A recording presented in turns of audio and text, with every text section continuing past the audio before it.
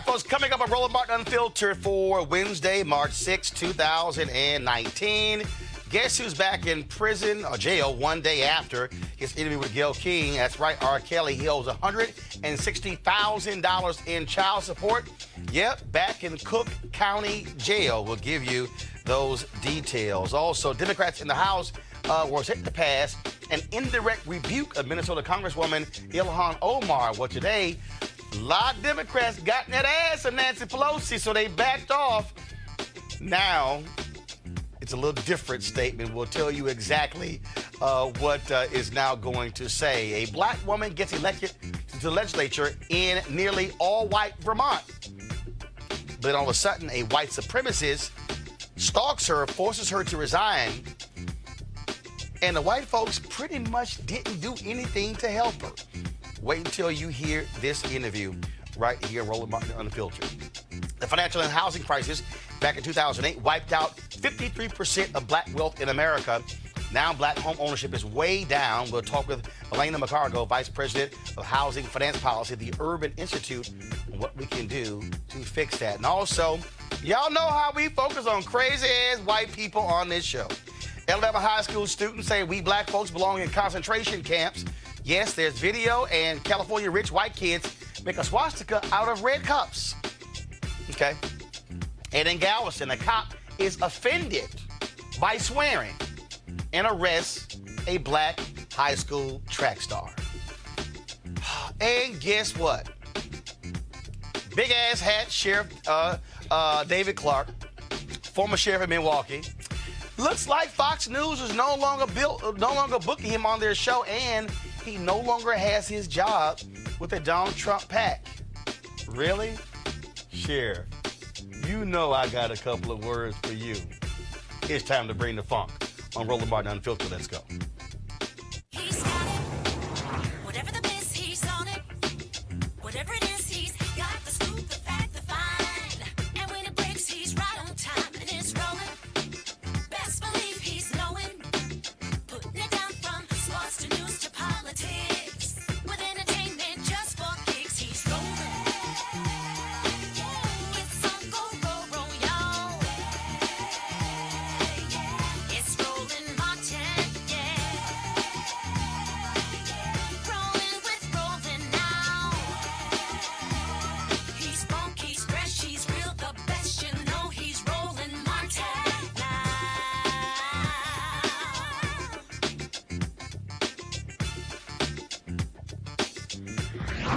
Martin.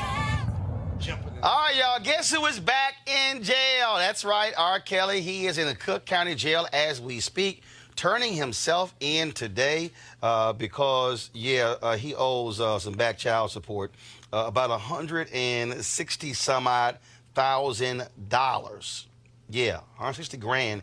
That's what he actually owes his wife for their children. So, Polly R. Kelly. Now, of course, he had an interview yesterday with Gayle King, though. But right now, though, I want to play for you. This is R. Kelly's publicist, Daryl Johnson, speaking outside of court. Do you see my iPad, Henry? If so, I want you to go ahead. So here we go. This is Daryl Johnson, R. Kelly's publicist, talking about him being back in jail. Yeah, he had back pay of $161,037, and we were coming expecting that he was going to come and make an arrangement, but they wanted the entire amount. So what happened? Where is he right now? What happened after that? What did the judge say? Well, the reason he can't pay, as you know, he hadn't worked in a long time. He can't book shows. He can't do anything. There's been a lot of things going on in Mr. Kelly's life, lawsuits, all the things that are happening, and he just didn't have the money, and so he didn't have $161,000. So we tried to work some things out. It didn't work out, and hopefully we'll get him out by Wednesday next week. Can you talk about his state of mind right now, how he's feeling about this right now? Well, he came here expecting to leave. That's what he came to expect to leave. He didn't come here to go to jail. Wednesday of next week. Finish that. He came here in good spirit, expecting to walk out. He came here to make some arrangements for what he had. I think it was $50,000 or $60,000 that he was willing to pay. And in the end, nobody wins. The kids still don't have any money. So at the end of the day, he's locked up, Andrea and her kids, they still don't have anything. Speak about his mood as soon as he found out he was going back to jail. Depressed, deflated, Okay. upset. Let me help you all out with something. First of all, that video from the Chicago Sun-Times. If the court tells you you got to pay $161,000 by a certain date, that means that your opportunity to negotiate a payment plan has passed, which means that you should have actually done that several months ago. Say I'm gonna put $50,000-$60,000 down on it, and I'm left with $110,000. That ain't quite how the court system works. I don't know many courts you can go to in the country. They go, how much can I put down on it? And the court gonna say, all of it. And so to think that you were gonna roll up to the Cook County courthouse and put down 50 or 60 grand when you owe 161,000, dog, you done lost your mind. Okay, Scott Bolden, I wasn't supposed to introduce the panel right now, but his ass want to talk so bad. So Scott Bolden, attorney, go ahead, Scott, what you want? I just want to correct you on something. Go The ahead. negotiation, you're right, should have been done a long time ago. Probably was done. He ignored it. But you, without negotiation on the phone by your lawyer to get assurances that they're going to take the 50 or 60, you should do that before you go down. Okay, here's the not problem. After you go down. Here's the problem. The court told his ass 2 weeks ago, pay this amount by this date. Or you going to jail. Right. They didn't say, come up with a little something on it that you go back home.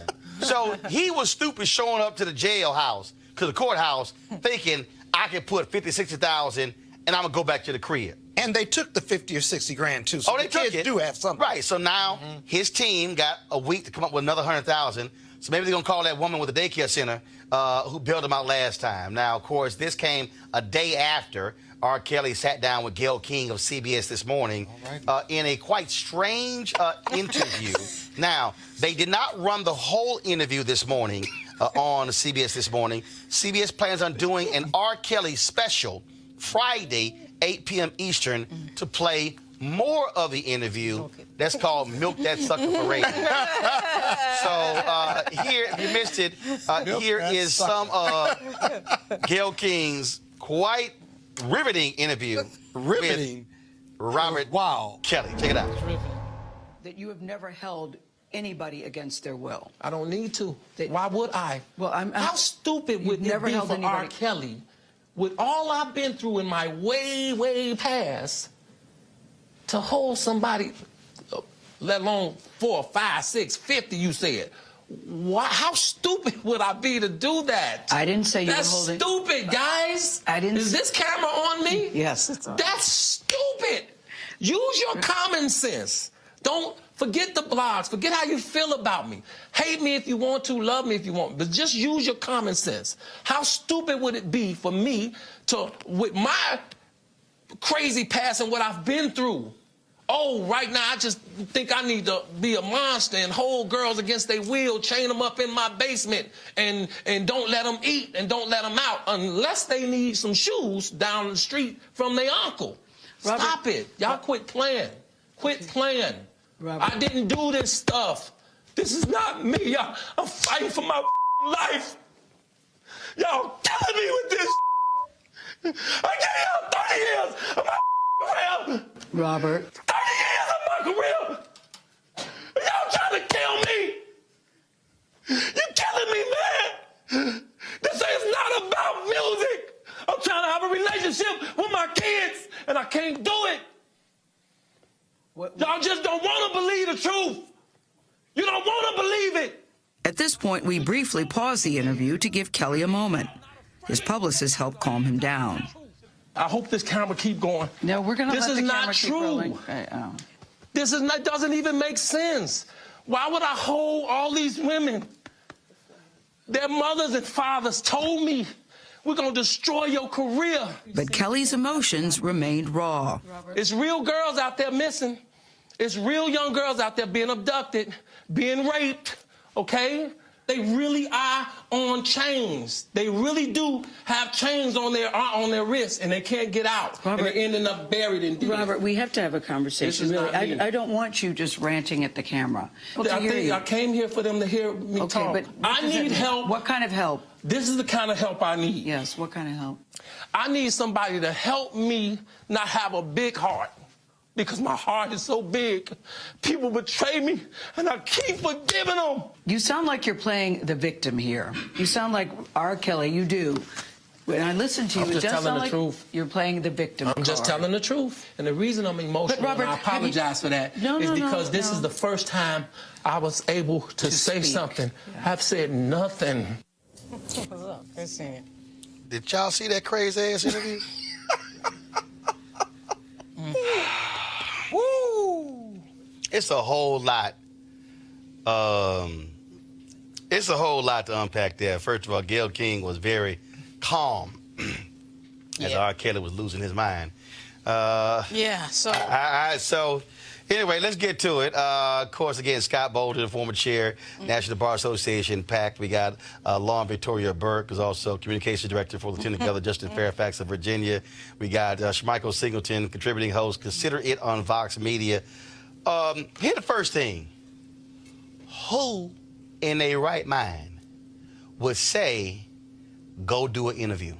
Yeah, see, interview prep obviously is really important to say. No, not interview He prep. shouldn't have done it anyway. How about Shouldn't have done it. no interview? But the fact that he obviously is facing criminal charges would mean that not having an interview would probably be a really good idea. Because every statement you give in the interview can be used in court. Two things. Used in court, but also you still have a jury that gets picked. And so every action you take has an impact on your case, Scott. Maybe, but let me tell you. Maybe. Maybe. Probably. Well, hell yes. But what I'm really getting at is this issue of whether he should have done the interview or not. Okay, so when you get a client like him, you do your investigation, and you should, and you don't let him do an interview until you're convinced of the investigation is complete and you know exactly kind of where you're going to be. It isn't like he's doing a legal interview with the feds. Secondly, you got to prep him to be under control, and also what's his demeanor going to be like. And so you dry run him 2 or 3 times, right? And then you let him go. And then you sit with him in the interview. You don't let him do that interview by himself with Gayle. And then after all of that, then you release that. And the reason you release that is because back in the day, it was be quiet and try it in court. Now, in the times of social media and messaging and 2019, I think in a lot of cases, defendants, high-profile cases, defendants, they've got to get their story out. Otherwise, the story's going to be told for them. Exactly. And so as a legal, hold on, as a legal advisor, as a lawyer for a number of high-profile clients, I now very often consider them speaking directly to the media through social media or the public if they're ready and if they're well prepped. The problem is if you don't talk, everybody thinks you're guilty. Exactly. And so what you just said is exactly right. We don't live in the 1950s and 40s. Right. And now we have attorneys on the other side who want to put stuff out there, right? And if you don't react to it, the playing field is clear for them. But, Michael, here's the difference. Here's the difference. First of all, you don't have the Cook County State's Attorney putting stuff out. That's one. Right. What you also... You have them leaking it. One second. The feds on Don't leak stuff. This is not feds. This is Cook County. They leak. It's Cook County. They'll leak. But here's the other issue that, first of all, they've already laid the proffer out. Here's the other thing that you have with R. Kelly that's different. He's done horrible interviews in the past. Right. This is the first time. And if you heard how when Gayle King asked the question, he never said. Never answered. He was like, it's wrong. I mean, it's right. You can't double jeopardy me, is what he said. No, R. Kelly. It's not double jeopardy when you were charged with child pornography in that case, and they've now filed different charges against you. That's not double jeopardy. Well, remember the interview with Torrey? And he is. And BET he is also illiterate. He can't read. Well, right, he can't read. But the difference is, and I agree with Scott that when you do have high-profile clients, depending on the dynamics, it is great to try to argue in the public circle, if you will. But the difference with R. Kelly, Roland, is that we're in the midst of Me Too now. this is a very different dynamic. That documentary came out and it was extremely damaging to R. Kelly. This isn't. Well, wait a minute, but this isn't a new thing with him. So there are decades, or 2 decades at least, of history of women coming out saying this has occurred, or we know leaks have gone out from folks who worked with Kelly. So I don't think he should have done the interview at all, and he shouldn't do any more interviews going forward. You also need to be able, even in interviews, control your emotions. Right. Of course. Right. And when you lose it to that degree, Right.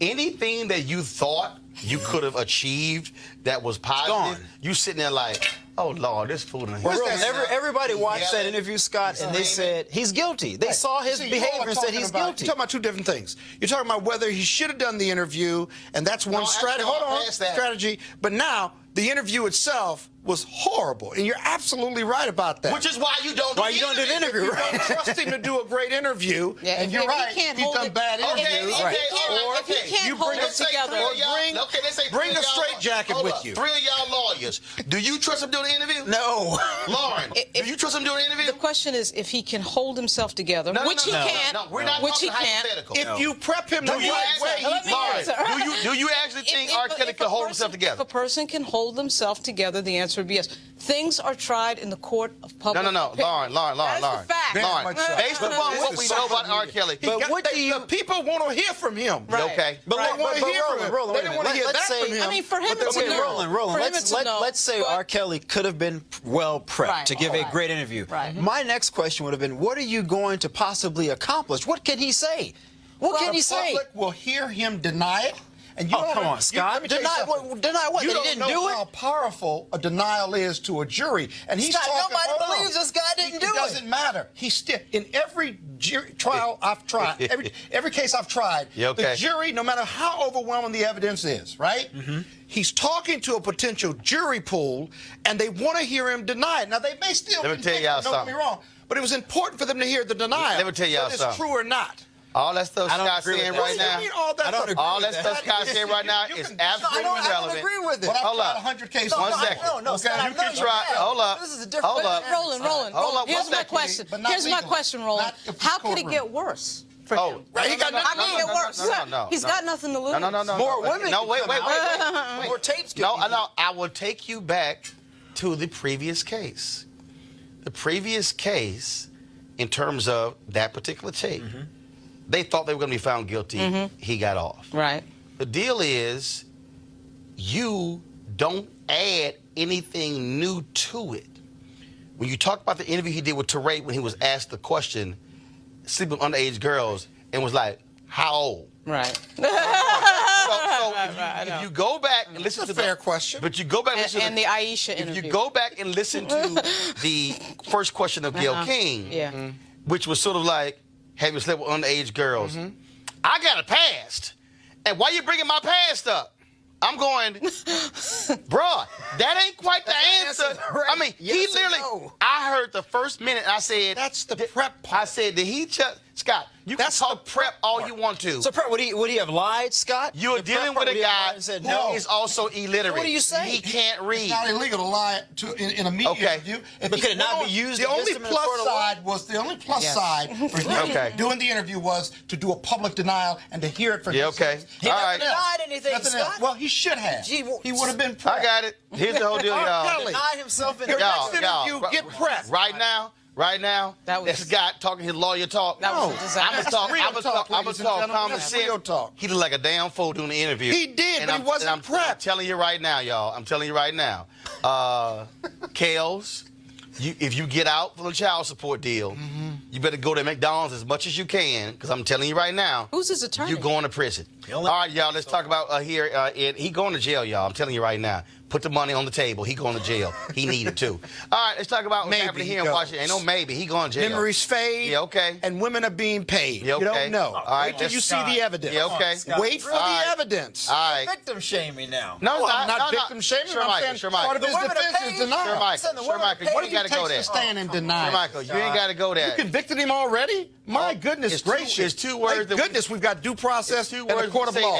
Believe that. Okay. His ass goes to jail. Let's just All hang right, him. y'all. Let's talk about. Let's just hang him and put him away. Throw away the key. We ain't gonna hang Let's put him in jail and throw away the key But with the no Pied Piper trial. gonna be in prison. All right, y'all. Last night, of course, Democrats were supposed to take up a resolution against Ilhan Omar, Congresswoman from Minnesota, where they say that she made anti-Semitic remarks. Now, the House, they had some issues because, let's just say the House Democratic Caucus erupted today against Nancy Pelosi, Speaker of the House, led by members of the CBC. Ilhan Omar is a member of the CBC. The CBC, progressives, and new members pushed back hard against Democratic leadership and Jewish members, saying they wanted no resolution or a wider one condemning all forms of bigotry. Now that resolution is off the table, and Republicans, of course, are hitting Ilhan very hard. This, got our panel here, Michael, this is an example of Democrats. Let's just be real clear. Democrats always want to, it's a purity thing. We're going to show you how to do the right thing. Republicans don't care. Steve King is still in Congress. He is. And the reality is, it's a lot of people who are saying, I'm sorry, this is not anti-Semitic. Senator Bernie Sanders is out today saying the attacks of her are wrong and this wasn't anti-Semitic. And so I don't agree with you got House Democrats who are saying, don't go there. Well, look, I mean, is it hypocritical for Republicans considering Steve King? Sure. And the president. But and Steve Scalise. Wait, I'm not making an excuse, Roland, but what I am saying is that I think you can critique our policy with Israel. You can criticize Benjamin Netanyahu. You can criticize the settlements without having characterizations of Israel or Jewish people that some folks may find offense to. And I think when you're a member of Congress, I've worked for a lot of politicians, you have to be very, very careful with your words. Everything matters. And for someone like her, she has a great platform. She's defied a lot of odds, been only one of 2 Muslim American women in Congress. I think she has to be even more careful because the spotlight is so much on her. There's a difference and I'm not taking away from her right to critique and criticize. But the point, though, is the reality is how if you make a criticism of Israel, it is immediately spun as anti-Semitic.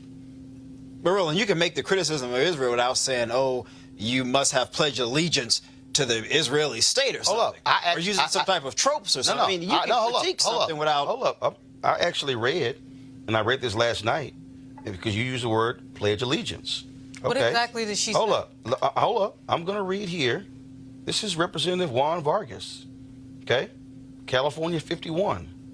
This is what he said, quote, "It is disturbing that Representative Omar continues to perpetuate hurtful anti-Semitic stereotypes that misrepresent our Jewish community. Additionally, questioning support for the U.S.-Israel relationship is unacceptable." Unacceptable? Well, now that I don't. I agree with the first part of the statement, but not the second part. I mean, you should have members who have the ability to criticize our foreign policy relationships with various countries. But he's saying unacceptable. And this is my point.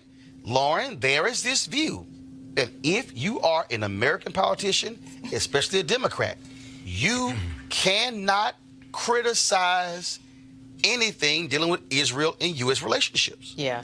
And as somebody who was Andre Carson's communications director, the second Muslim member of Congress, I can tell you that he didn't have to say anything to get death threats. He didn't have to say anything to be criticized. He didn't have to say anything to be called anti-Semitic. I suspect that long before any of this happened with Congresswoman Omar, she was likely getting some of the same treatment because we saw a lot of it on social media before any of this happened. So nobody wants to talk about that part of it, like the violence that these members who are in a religious minority group in Congress get. So I think that that's something that needs to be discussed. You know, the fact that a lot of members of the Black Caucus brought up the fact today in the Democratic caucus and in their own meeting that there have been a raise in hate speech in the last 2-3 years.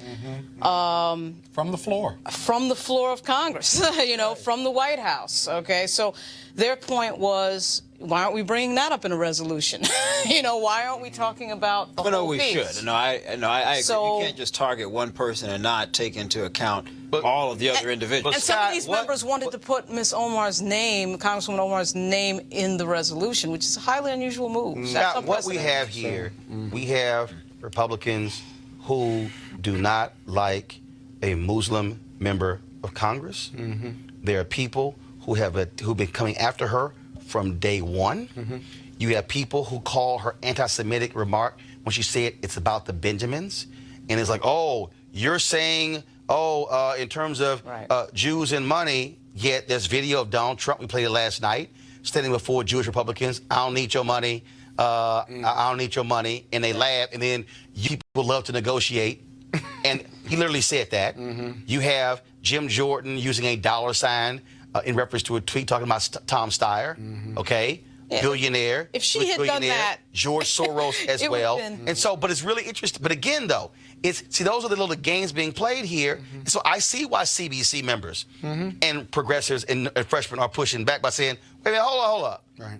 If it's going to be one standard, make it one standard. Right. It's not going to be a different standard. And one level of accountability. You forget that Donald Trump didn't want black people counting his money either, and he only wanted people who had yarmulkes on the back of their heads counting his money, which was disclosed during the campaign. It really is about accountability, and it's easy to be about accountability because we ought to be denouncing all religious hatred, racial hatred, homophobic, Islamophobic hatred, and put all that in the resolution. I tend to agree with my Morehouse brother here, Shermichael, in believing that I do think elected officials have to be more responsible. And when I say more responsible, what I mean is if your words matter and you want to make a statement that you know would be subject, rightfully or wrongfully, to that type of criticism, you know, you got to hold back or say it a different way. Be real careful because you know that's out there. One, you're a Muslim, and two, when she said all about the Benjamins, she was talking about, she clarified and apologized, she was really talking about the money that's influenced politics from all interests, right? Got it. But you can't be irresponsible like that. You got to be responsible when you're talking about something that could be construed as anti-Semitism. Now I the don't think question she is, completely recognized that her voice, of course, in this moment, as a member of a religious minority group in Congress, is amplified. But let's face it, the minute that she arrived, the minute that she she's arrived, got to know that. she's got to know that. But wait a minute, you can't blame her for the fact that the minute she arrived, that right-wing social media was on her. Okay, I'm just saying. But that doesn't change the dynamic of her needing to be very careful in her articulation of her position. Hell, if they want to be on her, be on Steve King. No, she can't. She can say the same thing. I'm not. Lauren, I'm not making an excuse for. No. Steve King has been doing this for 10 years, and nobody says anything on the right bringing up side. Steve King does not inexcuse someone else from making the same mistake. So why are you bringing him up? I'm bringing it up because everybody's silent on the right. Everybody's silent on the right for Steve King. You haven't heard me excuse Steve King. I'm asking you. Everybody's silent about Trump and Steve King. Every Republican? You've quantified this? I mean, I'm just being honest. I mean, you can't make a blatant statement that said everybody. What have you said about a whole Steve lot. King I've been on television on MSNBC for. Are you kidding me, Lauren? Where have you been? I'm being honest. Have you been sleeping under a rock? So you've said as much about Steve King and Trump as you said kidding Omar. me? Oh, yes. Check Raw's story. You can Google it. Good for you. I'm just being honest. Tell your friends in your party. Tell your friends in your party. I'm just being honest. Right? You guys want to get crazy about Omar. No, I'm and then not, you get silent about stuff that goes on in Charlottesville. Okay, I'll let you finish. Okay, can I talk now? Oh, absolutely. Absolutely. Now, let me say this. You cannot say that every single conservative have jumped on this bandwagon of attacking this woman. You can't say that with 100% certainty. I can't say that with every single one. Wait, you're right. Yeah, no, you can't. I mean, come on. Let's just be logical about it. We can't say every single one of anything. But, okay, going to my second point.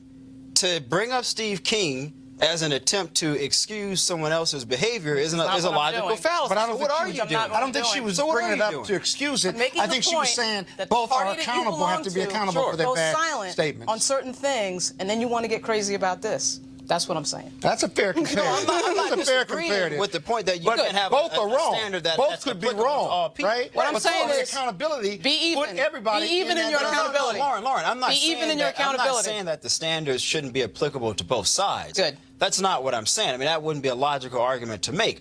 What I'm simply saying is to say, well, Republicans, because you guys haven't done this, then we should completely ignore what other people are doing. I don't think that's logical, and I don't think that's fair. Who has been the impetus of hate speech for the last 2 years? President of the United States? Sure. Or Ilhan Omar? Who's been the bigger? Who's been the Lauren, bigger impetus? you're not going to get me to disagree with you. Good. So I don't understand the premise of your point. We're good then. We're good then. I'm glad you're not. We're good, Roland. Well, what else do you have? Again, as I said last night, I am still waiting for Ronna McDaniel, Romney. You're definitely not getting that. I'm still waiting for the Republican National Committee to condemn the West Virginia Republican Party for putting Representative Ilhan Omar's photo on a poster linking her to 9/11. If the Republican Party, if any member in the GOP in Congress has any decency, they would call for the condemnation of the West Virginia Republican Party. They would call on the governor of West Virginia, Republican, to condemn them. They would call on the Republican United States Senator to condemn them. They have absolutely no credibility whatsoever when that poster there was put together and Republicans and the party and Donald Trump, who leads the party, hasn't said a damn thing. Folks, Amber Evans, the sister who's been missing in Columbus, Ohio for about 38 days. She is still missing. She went missing on January 28th. We talked about her mother, and still there's no news to report. If you have any information regarding Amber Evans, please call the Columbus Police Department Missing Persons Unit at 614-645-4624, 614-645-4624. All right, folks, going to go to a break right now, and we'll be back. I'm Roland Martin Unfiltered, talking about crazy-ass white people in just a moment. Hey, fam, I want you to like, share, and subscribe to our YouTube channel, youtube.com/Roland S. Martin. And don't forget to turn on your notifications. All right, folks, of course, a lot of people getting ready, of course, in 2019 to improve their look. A lot of people getting ready for beach season. You'll never see Scott in his Speedos. And, of course, all about golf season as well. And so, again, that's my whole deal. So one of the reasons why I participated in the D-Herbs Full Body Cleanse, 20 days. No, just fresh fruits, vegetables, nuts, and water. Oh, my goodness. But it also, again, changes your mindset in terms of how you approach food as well. And so there are 27 different cleanses you can be involved in. And so all you got to do is pick which one you want. So what you should do is go to dherbs.com. dherbs.com and use the promo code Roland upon checkout. Or you can call 1-866-4-DHERBS, 1-866-4-DHERBS. Now, again, for some people, it's about losing weight. It's about getting rid of some of those stubborn pounds. For other people, it's also just about, trying to regain more energy. Whatever your reason, you can try the D-Herbs Full Body Cleanse. Again, you can go to dherbs.com or call 1-866-4-DHERBS, 1-866-4-DHERBS, and use the promo code Roland upon checkout. And we certainly appreciate the folks at D-Herbs being a partner with us here at Roland Martin Unfiltered. Hey, fam, want to check out Roland Martin Unfiltered, the blackest show on all of digital, cable, and broadcast. Check out our audio podcast. There's only one daily digital show out here that keeps it black and keep it real. It's Roland Martin Unfiltered. Press play.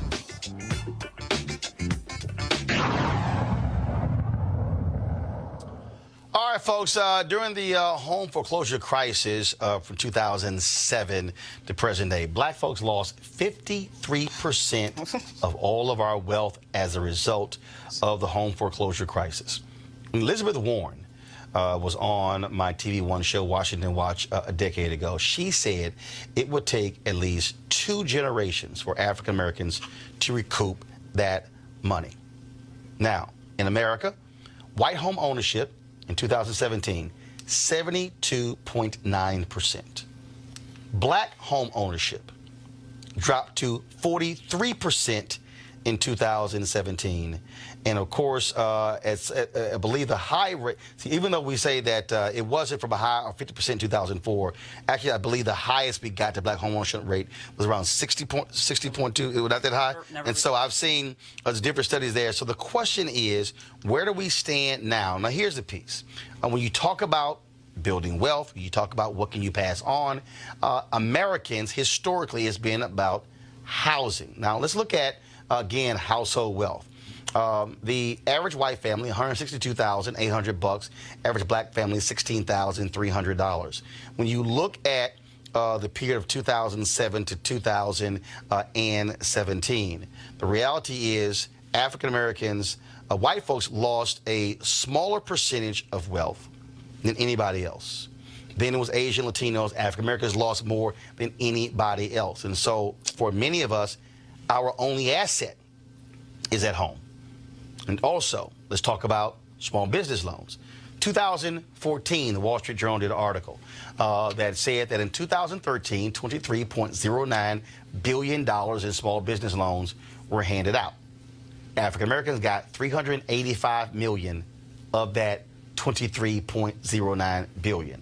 Now, I gave the Obama administration hell over that to say what were they going to do to actually improve those numbers. Why did that matter? Because for those black businesses who were applying for loans, only thing they had as collateral was their home. Right. So no home, no loan, no business. How major is this? The home foreclosure crisis essentially wiped out the gains achieved since the 1968 Fair Housing Act. That, folks, gives you an understanding of what's going on. The Urban Institute think tank has been studying this phenomenon, and joining us right now is Elena McCargo, Vice President of Housing Finance Policy at the Urban Institute. And so, Elena, what exactly caused this? Was it a function of, and we've heard this, black folks being forced into subprime mortgages, or was it a function of just simply a housing bubble that just impacted everybody? It's multifaceted, so it's not just one of those things. It's a little bit of both of those things. There is, I mean, it's a tragic story, actually. The run-up to the foreclosure crisis was a period of incredible gains in homeownership for Black and Latino families. A lot of that was also happening at the same time that home prices were on the rise, and people were buying at the height of the market. And when you look at sort of what was going on in 2004, 5, and 6, there was a great deal of toxic mortgage product that was in the system that was being targeted towards communities of color, predatory lending practices that were in place, and people getting loans at much higher rates than white families, black families making the same income in very similar situations, getting into products that were incredibly toxic. So when you look at the combination of bad products and the rising home prices that were happening at that time, people were buying at the height of the market. Really, black and brown people buying housing at the exact wrong time in the market, bubble busts. And the biggest impact has been seen in those communities. And what we also have seen as a result, first of all, if we remember 2007, all we heard was toxic assets, toxic assets. They were talking about homes. Then when the bank bailout came, those banks used that money to shore up their bottom line, and then they held onto those homes. Mm-hmm. And then said, oh, opportunity.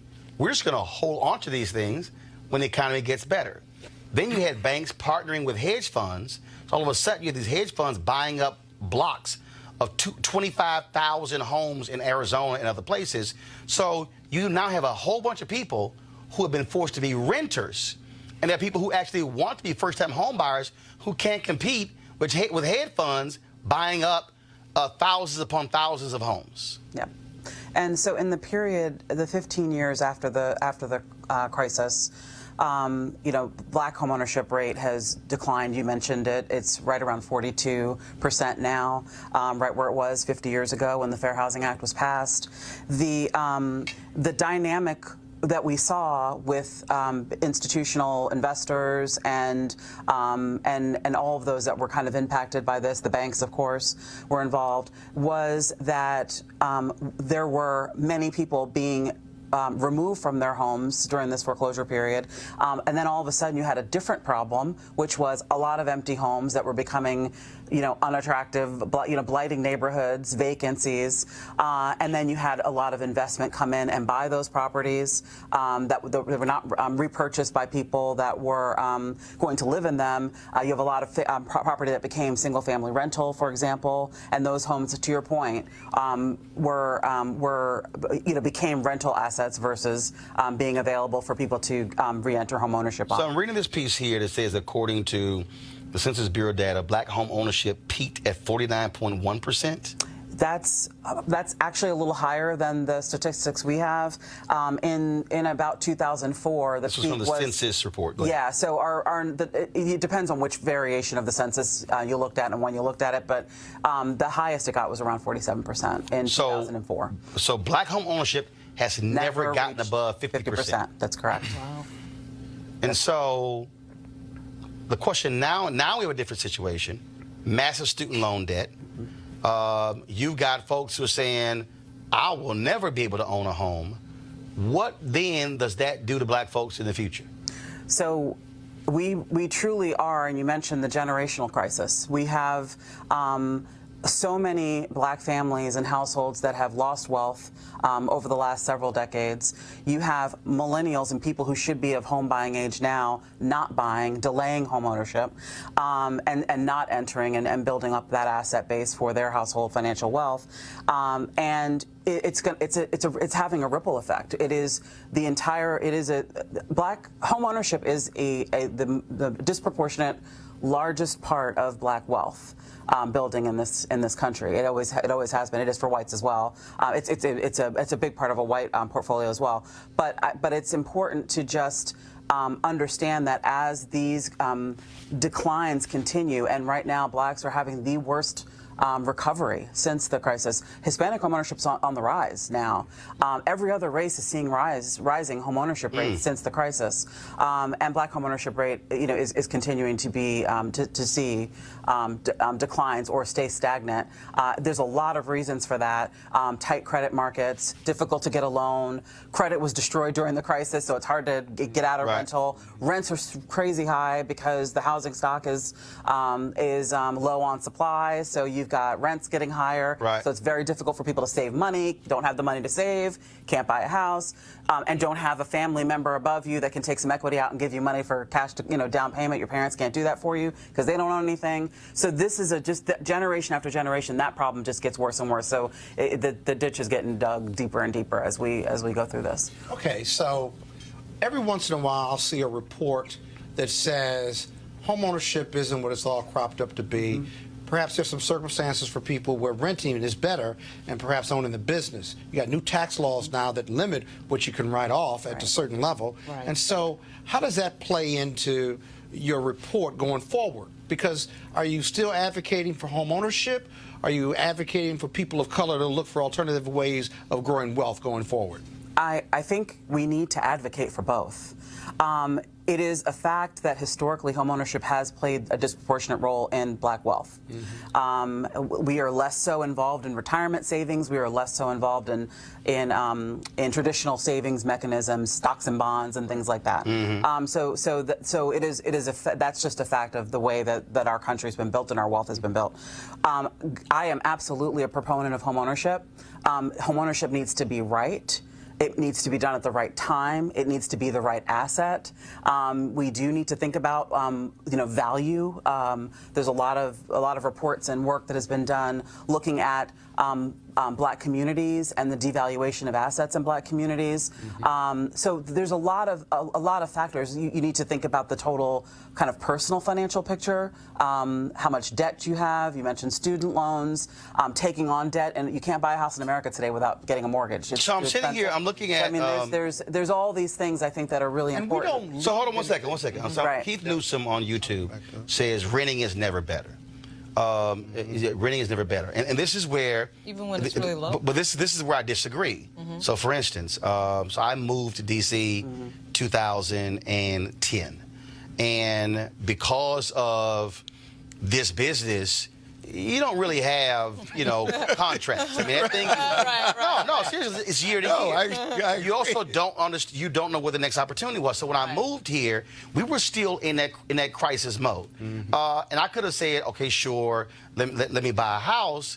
But then again, what happens if a year or two, all of a sudden now I'm going to move to another city? So now I'm trying to sell it, and I'm somewhere else. And then what if I can't unload it? And so I said, my wife and I said, you know what, we're just going to lease.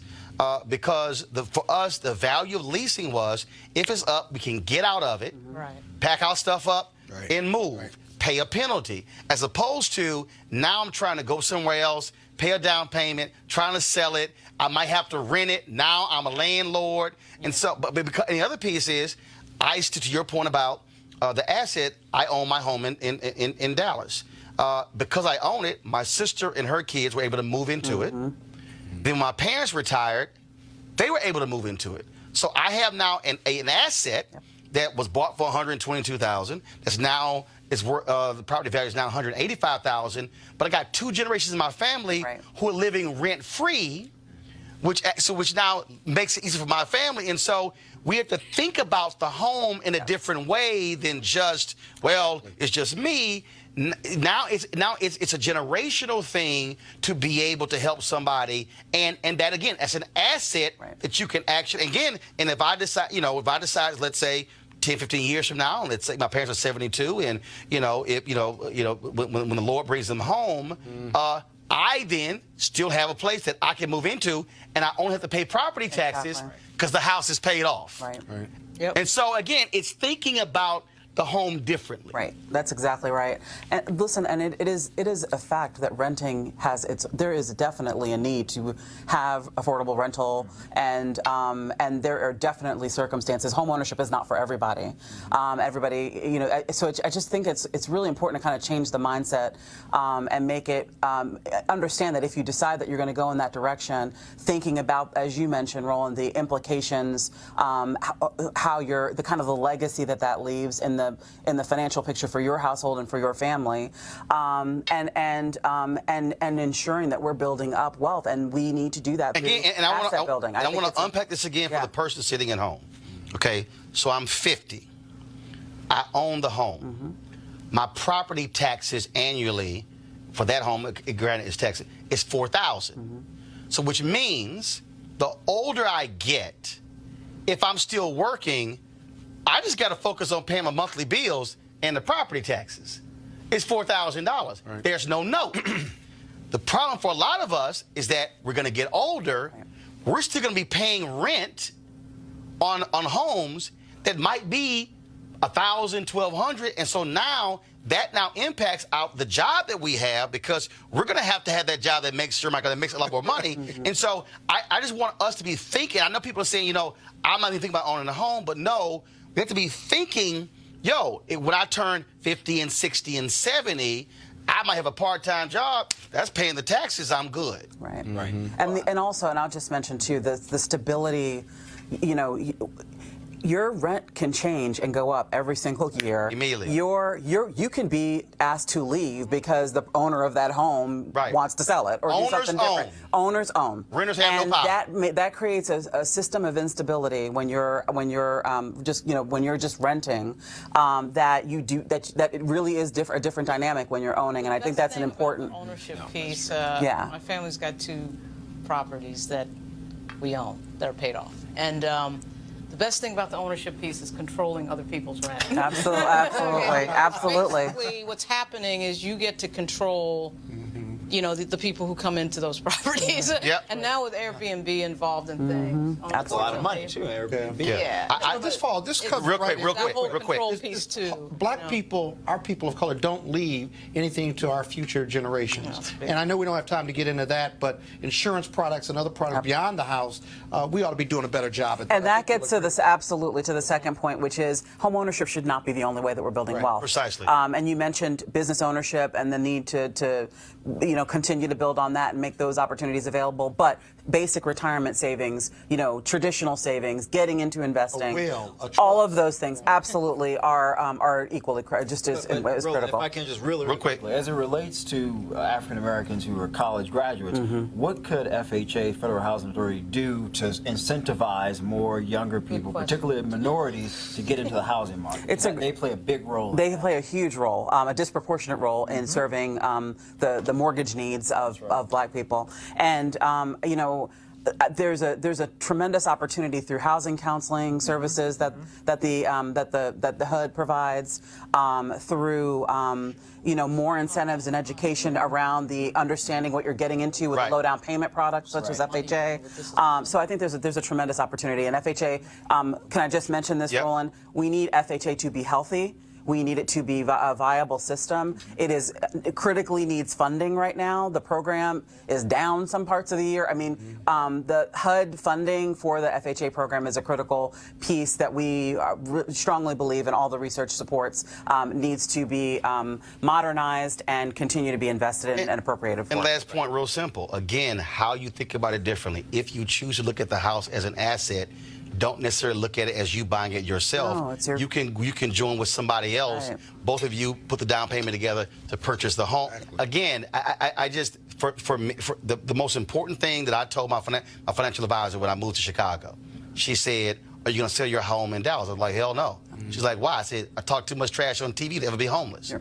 I said, "No, I did." I told her, I said, by having that home and owning it, if whatever happens, I will always have a place that I can go back and I own. I can move in, 4-bedroom, 2,500 square feet. I'll be just fine. Right. And I'm not. And so it's a different mindset. It's giving me total. But it's giving me.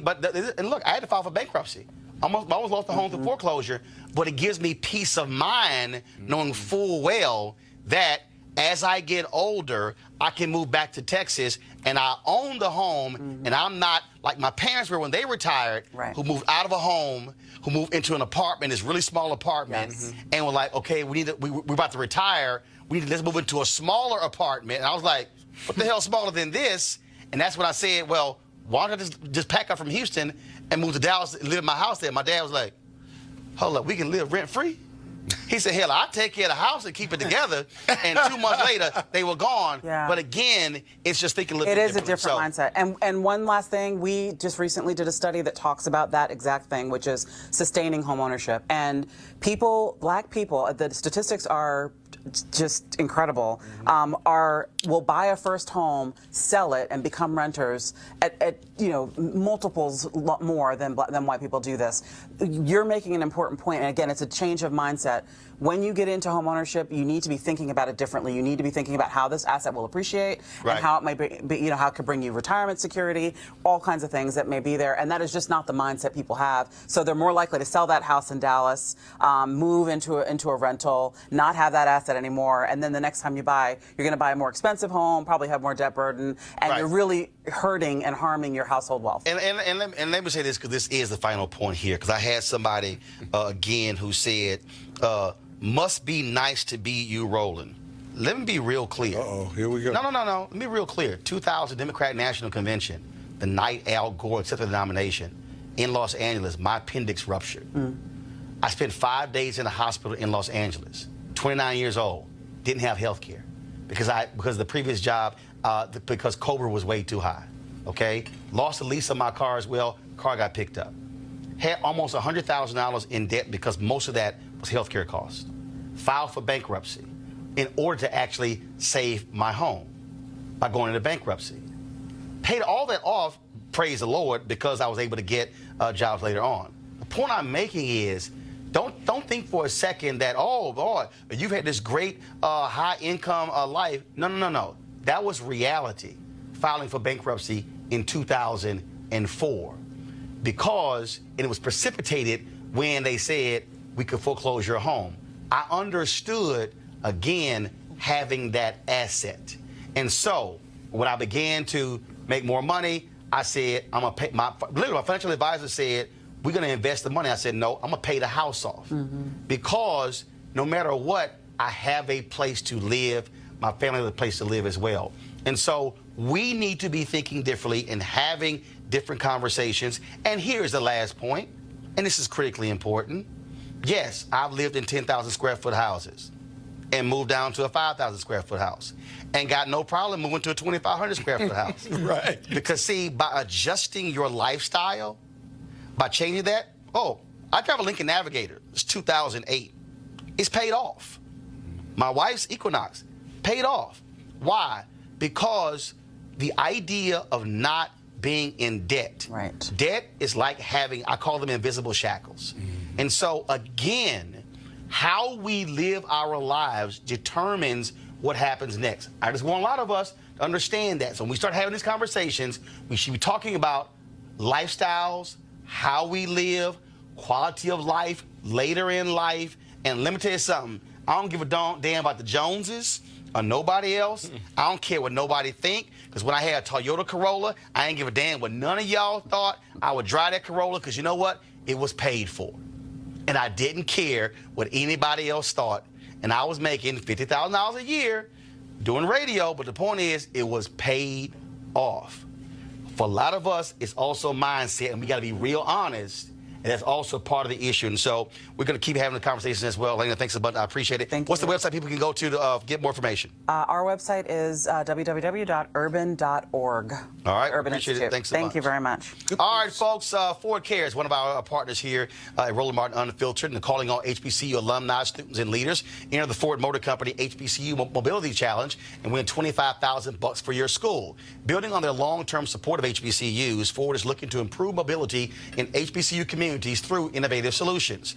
The winning program will receive a grant of up to $25,000 to implement the proposal. Now, the deadline to apply is March 31st, 2019. Go to fgb.life, fgb.life, for more information to apply. Folks, this is your HBCU. It's free money. All you got to do is go to the website, fgb.life, for more information. Ford goes further in our community. All right, crazy white people, roll it.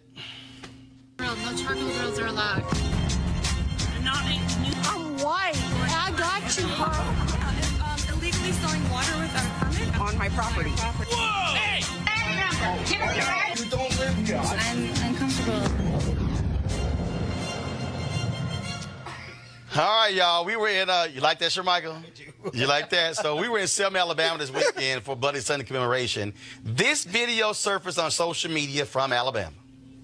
Without the Holocaust, what would the world be like? We would have white people now. All of the niggers may not be here. Jews would run the world without the Holocaust. Fuck niggers, fuck Jews. Jews are fine If the because they're Holocaust white. never happened, Jews would be running the world right now. It's fine. We just need niggers gone. So Think about mix that. Oreos. Think about that. What are you gonna do with them? Awesome. You stick it in concentration No, camps you and have to. fucking No, you have to wait till they die.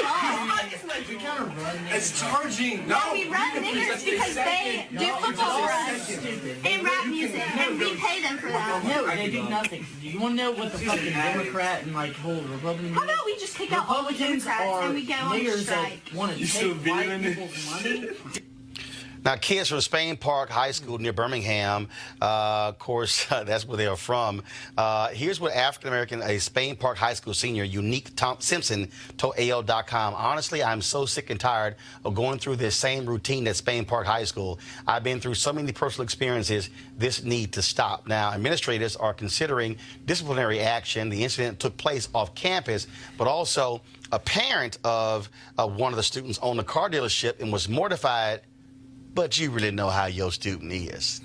Check this out. Here's video of Clear Falls High School senior Dorian Mason arrested on the charge of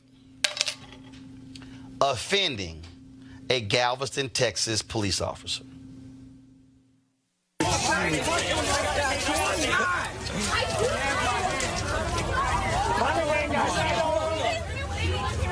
Damn. He got that on his chest. I'm gonna tell you. I didn't do it. Keep going. I didn't stand here. This whole area. You gotta keep going. It's pretty clear, but not my friend.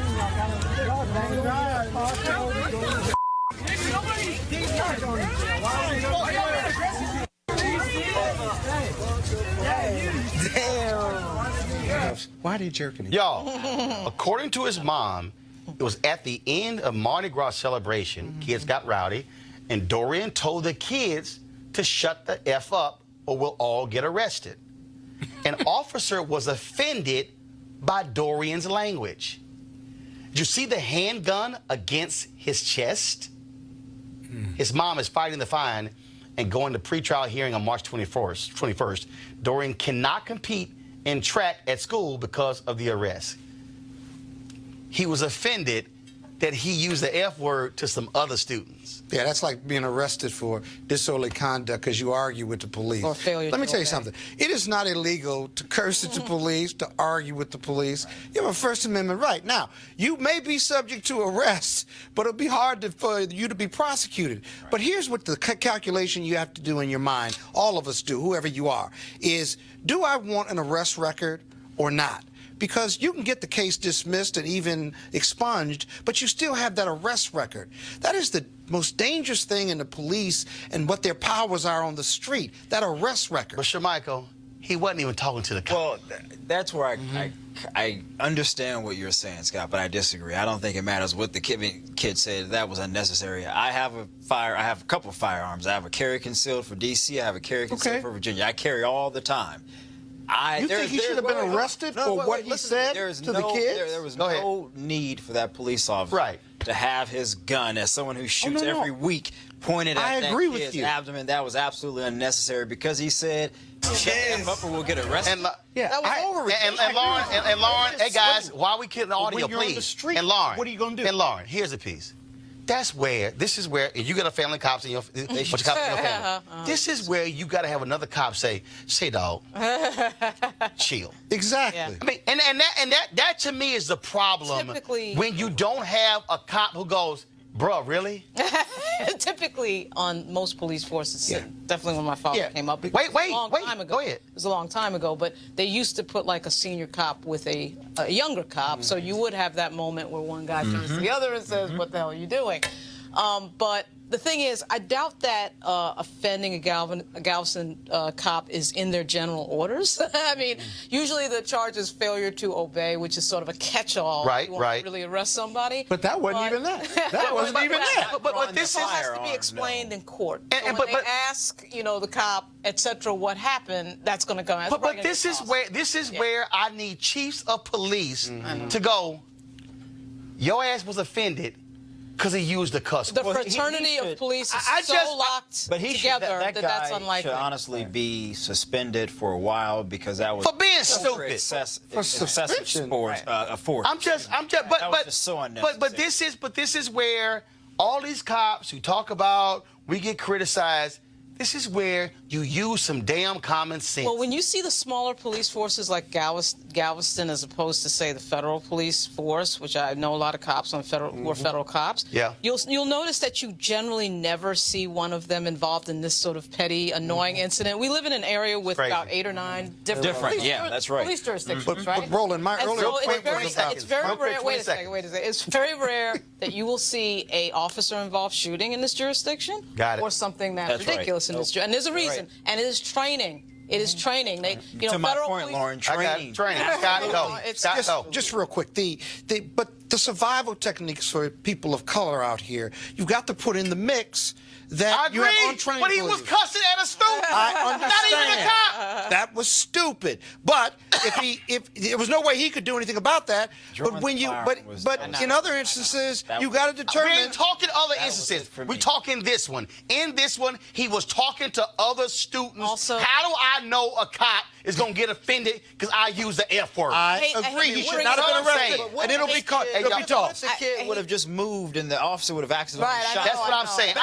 That would have been possible. It's just that, but again, I get go home, I get survive, but he was cussing at other students. Excuse me for offending your sensibilities. No, some of these cops need to get a damn brain and stop being so damn sensitive. But the reality is, that's where they want to arrest some black kids over some BS. All right, folks, our show is done today. I want to thank our panel for being here. Now, here's the deal. Coming up next, we're going to end this broadcast, but coming up next, we're going to play this interview with Kiah Morris. Kiah Morris was the only black woman serving in the Virginia legislature. She was forced to resign because of white supremacists who were stalking her. Virginia or Vermont? And, she was in Vermont. And here's the piece, okay, in Vermont. They really didn't do much, legislature, to deal with it. Folks, including threats against your family, somebody breaking into her house. You don't want to miss this interview because here's what she also talked about. She also talked about the issue of race in Vermont and where Senator Bernie Sanders on addressing the issue of race in Vermont. It's an interview you do not want to miss. And so again, as soon as we end this live stream, we're going to start the live stream of Kiah Morris. It's a 30-minute interview. Trust me, you want to hear this because we're talking about white privilege, white supremacy, and how white folks have got to confront their issues with race in America. Folks, you want to support Roland Martin Unfiltered, please join our Bring the Funk fan club. Every dollar you give joining our fan club goes to making this show possible. And so please, you can give via Cash App, you can give via PayPal, but also Square. And so we want you to support this. We want to thank our sponsors for it. But again, the advertising dollars isn't enough to support what we do. Your dollars make a huge difference. And so we stand right now at about 1,400 donors. Our goal is to let's get to another 1,000 donors, folks, to make this possible. So we want you to join our Bring the Funk fan club by donating. Doesn't matter, $5, $10, $50. You can give monthly. You can give one payment for the year. That's fine with us. But we want to be able to have an independent voice covering the stories. And again, that housing conversation, I'm seeing a lot of your comments. You say, man, I'm not hearing that stuff somewhere else. That's why this show matters. And so please support us and spread the word to make this possible as well. Okay? I'll see you guys tomorrow. Holla!